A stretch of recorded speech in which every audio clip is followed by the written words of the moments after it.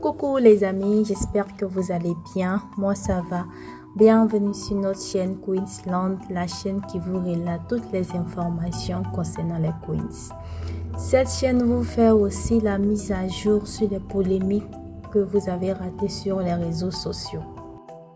Aujourd'hui, je vais vous parler de la polémique sur le choix des ambassadeurs de la COCAM pour l'organisation de la CAN 2023 prévue pour les mois de janvier et février prochains.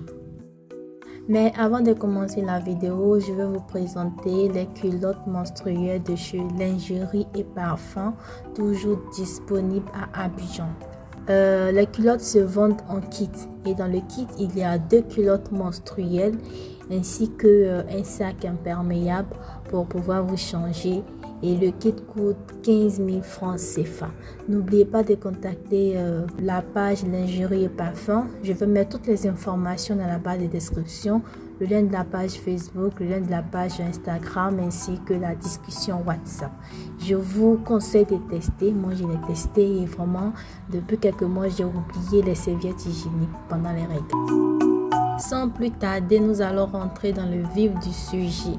Voilà pour l'organisation de la CAN. Chaque année, la COCAM a l'habitude de sélectionner des influenceurs ou blogueurs pour être ambassadeurs en vue de faire la promotion de la CAN et d'inciter la population, les habitants, le peuple à participer à cette CAN, à soutenir le pays en question et tout.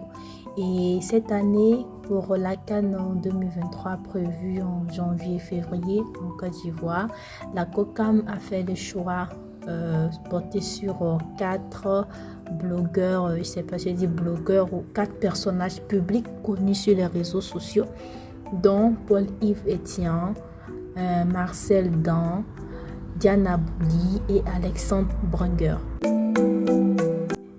Le choix de Diana Bouli ainsi que celui de Alexandre Branger a fait couler les encres sur les réseaux sociaux, surtout celui de Diana Bouli parce que les Ivoiriens disent pourquoi ils vont choisir une Camerounaise pour être ambassadrice de la CAN 2023 en Côte d'Ivoire, sachant que pour la CAN 2021 au Cameroun, aucun Ivoirien ou même aucun étranger n'était parmi les ambassadeurs de la CAN.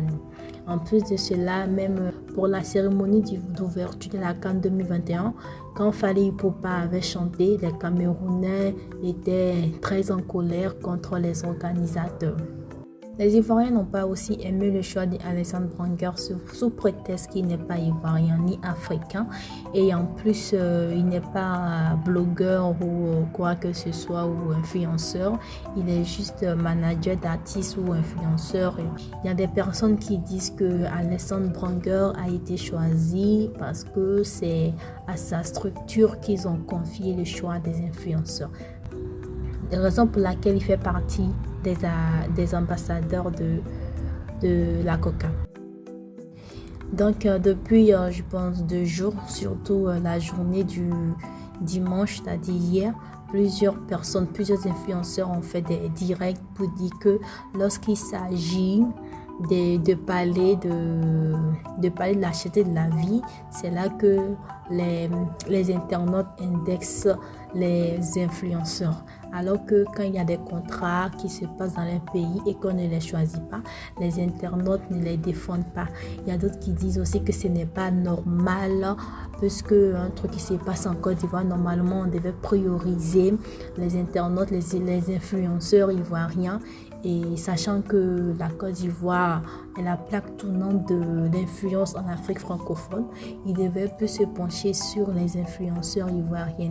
Et encore, c'est une autre preuve pour vous montrer que lorsqu'il y a des opportunités en Côte d'Ivoire, au lieu de choisir les Ivoiriens, au lieu de prioriser les Ivoiriens, on préfère prioriser les étrangers. Il y a aussi de l'autre côté des personnes qui disent que ce n'est pas normal que les gens se plaignent du fait qu'on choisisse des influenceurs d'autres nationalités pour faire partie des ambassadeurs de la CAN. Parce que la CAN, ce n'est pas un événement ivoirien, mais c'est un événement africain. Donc, la COCAM peut choisir Diana Bouli et Alexandre Branger.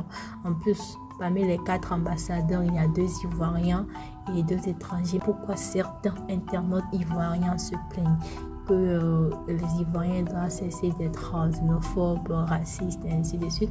Parce que si c'était le contraire, c'est-à-dire qu'on avait choisi un Ivoirien dans un autre pays pour être ambassadeur d'un événement, les Ivoiriens allaient être contents.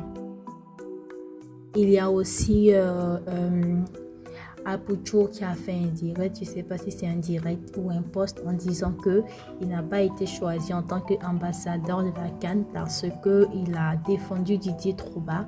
Donc le fait qu'il défende Didier Drogba, c'est ça qui a fait que les gens ne l'ont pas choisi. En tout cas, beaucoup de personnes se plaignent qu'il y a beaucoup d'influenceurs en Côte d'Ivoire pour qu'on choisisse Diana Bouli et Alexandre Branger. Et même le choix de Paul Yvetien et Marseille ne plaisent pas à d'autres personnes. D'autres personnes voudraient que ce soit des gens comme Marie-Paul Adjei, ou Koumi Touré, ou Emma Loès, ou Emmanuel Keïta. Il y a d'autres aussi qui parlent...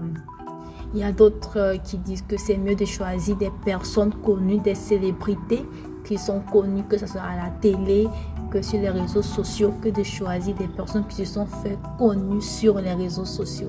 Parce que ça, ce sont des blogueurs, ils sont connus que sur Internet, on les voit passer une fois à la télé et le choix n'a pas été bien fait.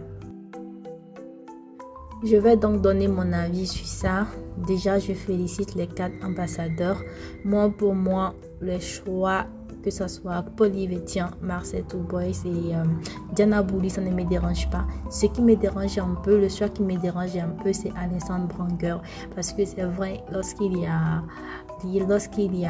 un événement sur un territoire, c'est mieux de prioriser les peuples de ce territoire. Donc du moment où la CAN est une compétition africaine, on peut choisir des personnes d'autres nationalités, même si ça se passe en Côte d'Ivoire.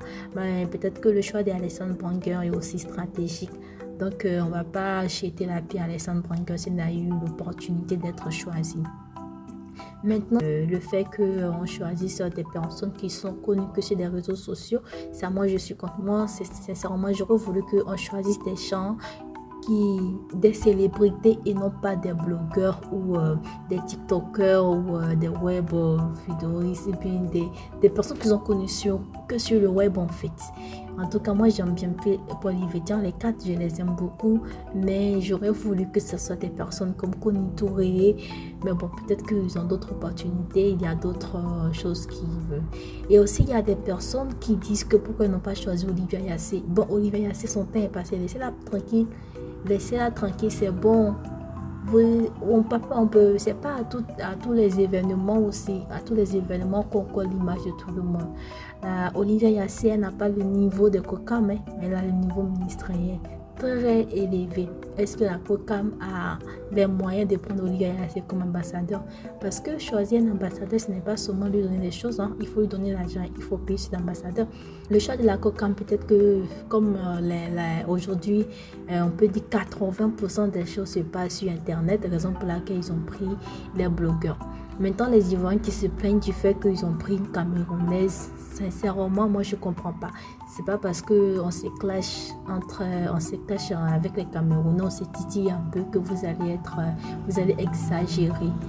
Le choix de Diana Bouli, c'est normal. Et Alexandre Branger aussi, ça dépend aussi. Je vais pas me répéter. En plus de cela, il y a 2 influenceurs ivoiriens. Il y a 2 influenceurs ivoiriens. De quoi vous vous plaignez en fait? C'est une compétition africaine. Donc on peut choisir que Diana Bouli, que ce soit, même si on enlève Alexandre Branger, on pourrait mettre un Burkinabé, un Algérien, un Marocain, un Sénégalais, un Ghanéen. Tout. Maintenant, les Camerounais qui ont commencé à narguer les Ivoiriens là, parce qu'il y a d'autres qui disent que c'est une preuve que la Côte d'Ivoire est vendue. Sincèrement, à un certain moment là, il faut être cultivé, C'est pas parce qu'on a choisi une Camerounaise ou pour être ambassadrice dans une compétition africaine que vous allez vous permettre de dire ce genre de choses. On s'est titillé, mais à un certain moment, on doit réfléchir avant de dire certaines choses. Quand vous avez organisé votre CAN chez vous, là, vous avez choisi que que les Camerounais, il y a des choses qui se sont passées. Quand les Ivoiriens ont commencé à parler, vous avez piétiné notre maillot, il y a d'autres qui ont passé des temps à insulter notre pays et tout. Bon, ça s'arrête là. Il y a des choses, on va pas venir remettre sur la table. C'est pas à cause d'un petit amusement que vous allez mettre la politique dedans. Trop, c'est trop. À un certain moment, il faut arrêter. Pour ne pas être longue, je vais mettre fin à cette vidéo et j'espère qu'elle vous a plu.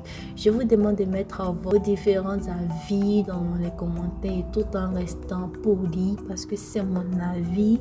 Chaque personne a le droit de donner son avis sur ce qui se passe.